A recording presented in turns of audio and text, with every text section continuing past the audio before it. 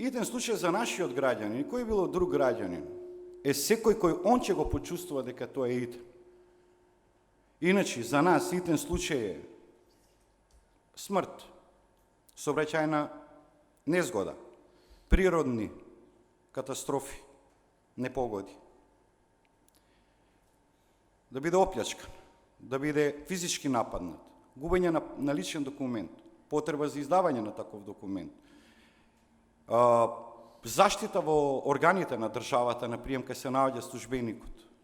Сето тоа е итен случај. Но граѓанинот сам си одредува. Статистички само еден аргумент да ви кажа. Во периодот од месец и пол, 80% од јавувањата припаѓаат во категорија кои не се итни, но до еден се услужени. Само 20% се од итен карактер. Но ние не ја правиме разликата затоа што кога на граѓаните му кажете извинете, не може да ви услужиме затоа што тоа не е итен карактер, за него е итен. Ние ги одредуваме кои се итни карактери, итни случаеви, но сепак на крајот се сведува дека он си го заклучува тој дел. Што е итно за него?